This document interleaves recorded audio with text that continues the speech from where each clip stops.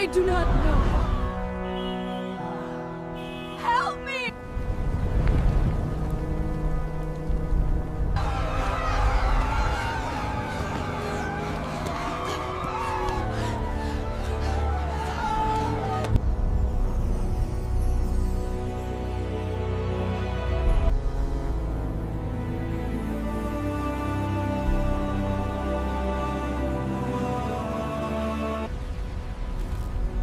What is going on? Oh my God, what's happening?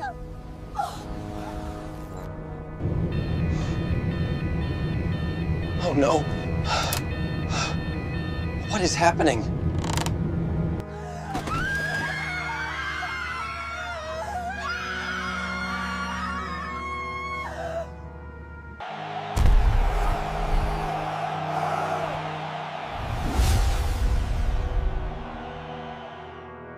Where is everyone? What happened?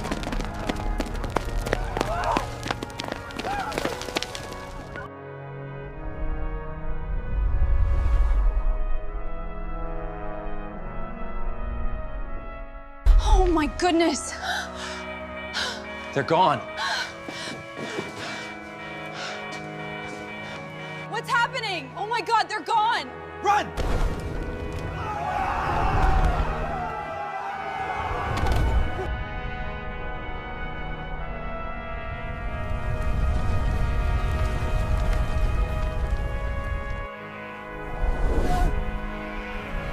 No!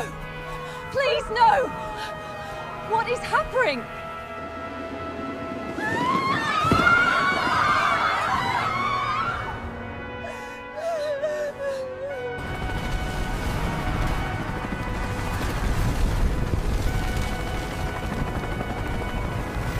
Help me! Stay calm!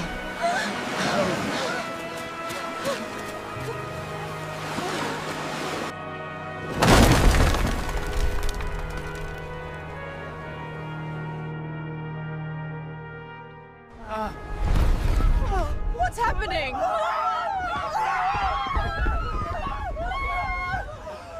What's happening? No! Oh my God! What happened here?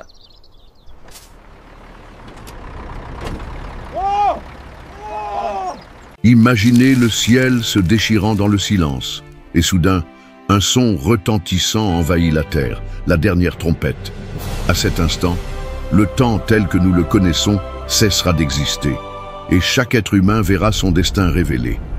L'enlèvement ne sera pas un mythe, ni une histoire de fiction. Ce sera la plus grande intervention divine de l'histoire. Beaucoup riront jusqu'à la dernière seconde. D'autres vivront comme si rien n'allait se passer. Mais ceux qui veillent auront les yeux ouverts pour voir le roi revenir dans la gloire. La question n'est pas seulement de savoir quand cela arrivera, mais bien vous concernant, si la trompette sonnait maintenant, monteriez-vous ? L'apôtre Paul décrit en 1 Corinthiens 15, 52 que tout arrivera en un instant, en un clin d'œil au son de la dernière trompette. Imaginez la scène, l'humanité dans sa routine habituelle, lorsque soudain le son d'une trompette résonne des cieux, interrompant toute activité humaine.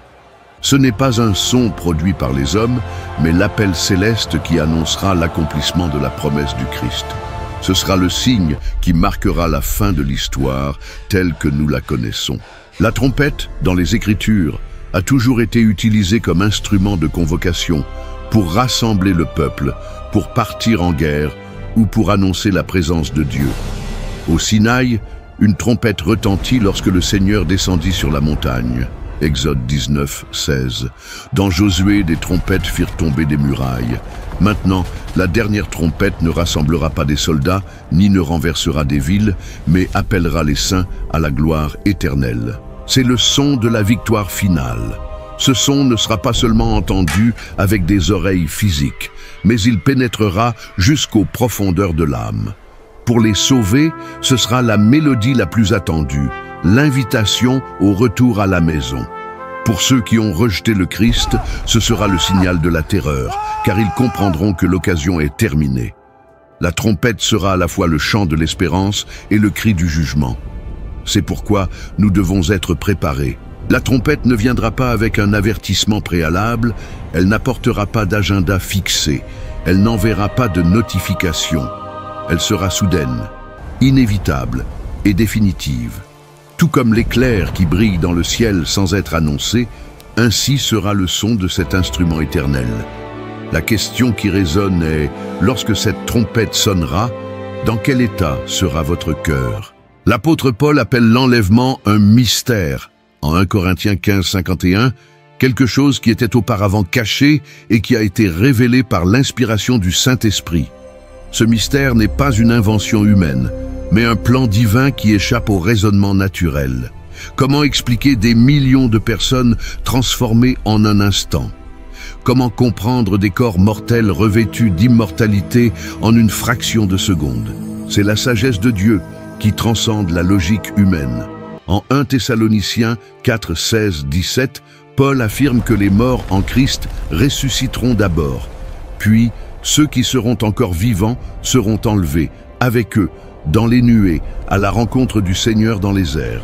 C'est une scène puissante, presque indescriptible, des cimetières s'ouvrant, des sépultures vaincues et des corps glorifiés s'élevant vers le ciel. Ensuite, les vivants qui ont gardé la foi se joindront à eux dans une multitude de rachetés traversant les cieux.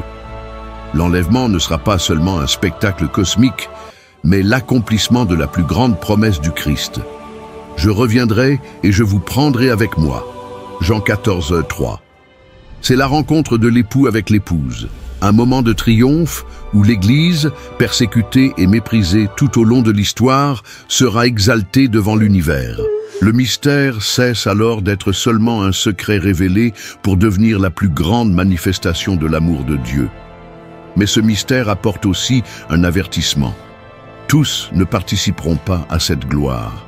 Jésus a parlé dans Matthieu 25 des vierges sages et des vierges folles. Certaines étaient préparées, d'autres non. Ainsi en sera-t-il de l'enlèvement. L'invitation est universelle, mais l'entrée est réservée à ceux qui demeurent fermes. La grande question demeure, serez-vous prêts pour cette rencontre dans les airs? Dans Matthieu 24, 40, 41, Jésus a décrit un scénario saisissant. Alors, si deux hommes sont dans un champ, l'un sera pris et l'autre laissé. Si deux femmes moulinent à la meule, l'une sera prise et l'autre laissée. L'enlèvement ne sera pas un événement collectif et indiscriminé, mais une séparation précise faite par le Seigneur lui-même. Tandis que certains seront appelés, d'autres resteront en arrière. La scène montre que le choix ne dépend pas de la proximité humaine, mais de la fidélité individuelle au Christ. Cette réalité soulève une question qui inquiète les cœurs. Qui montera ?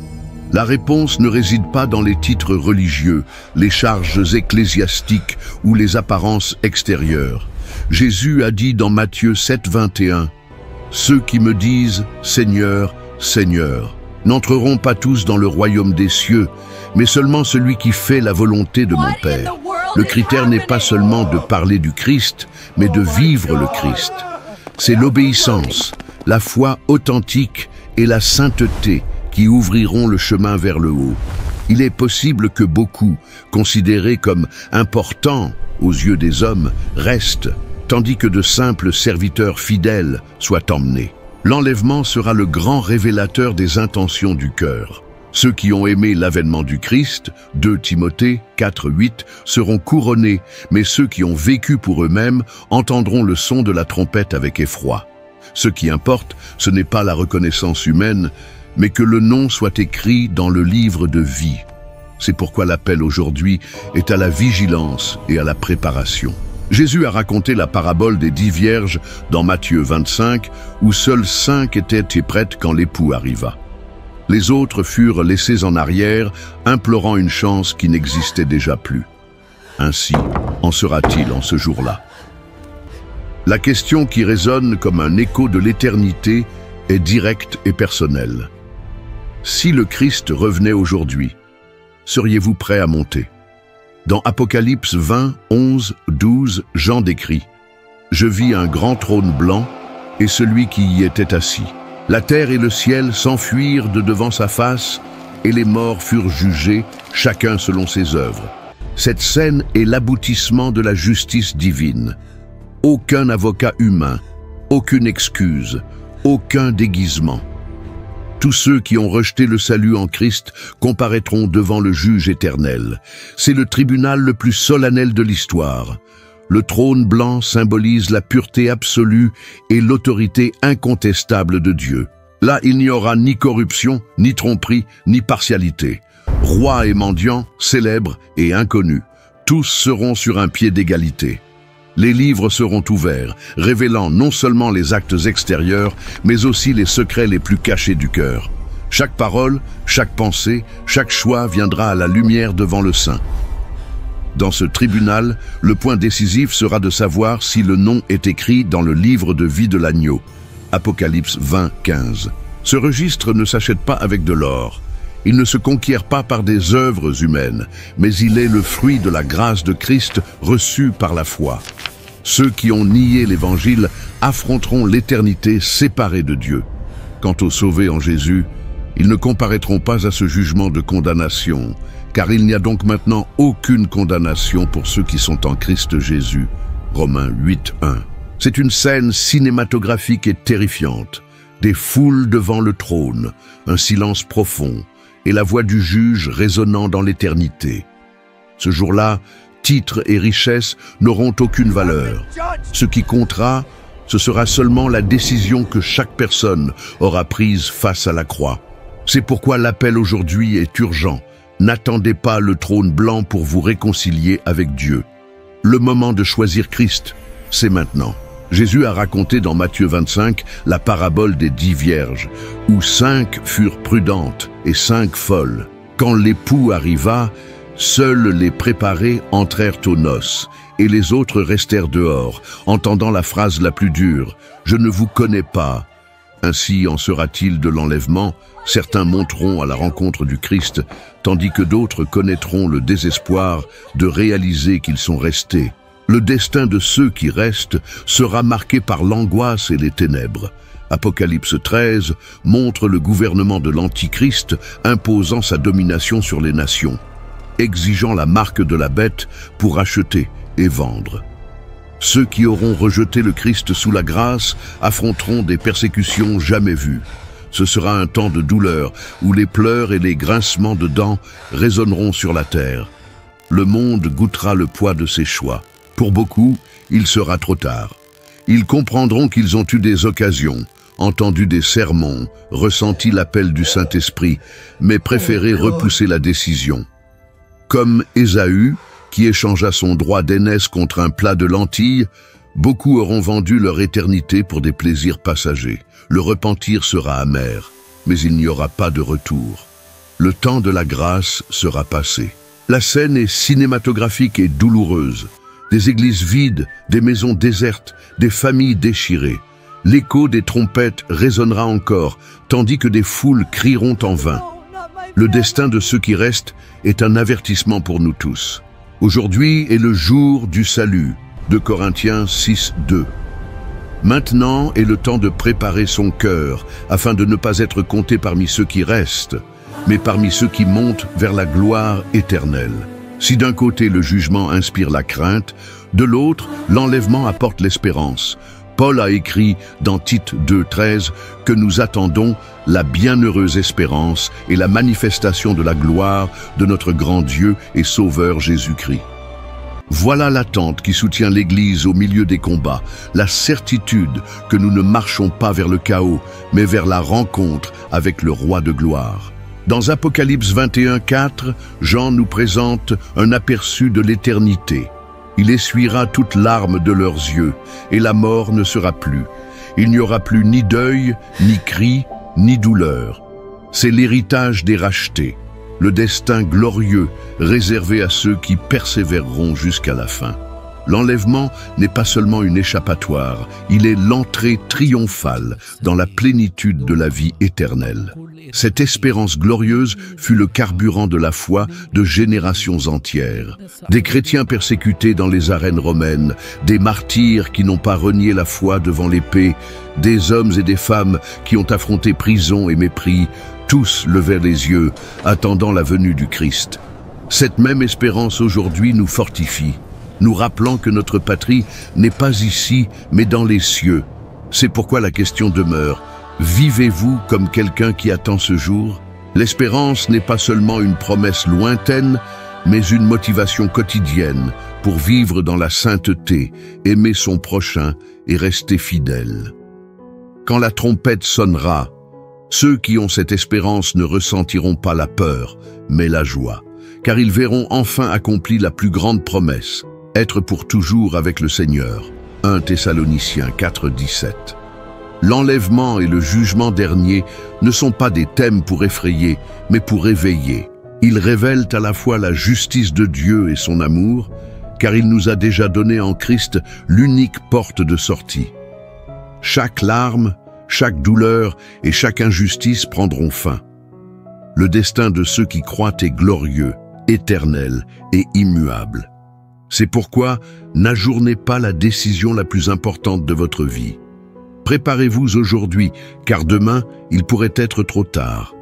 Repentez-vous de vos péchés et recevez Jésus comme votre unique et suffisant sauveur dès aujourd'hui. Si vous avez compris le message de cette vidéo, cliquez sur le bouton « Like » et écrivez dans les commentaires « Seigneur Jésus, je veux monter avec toi au ciel. » Amen.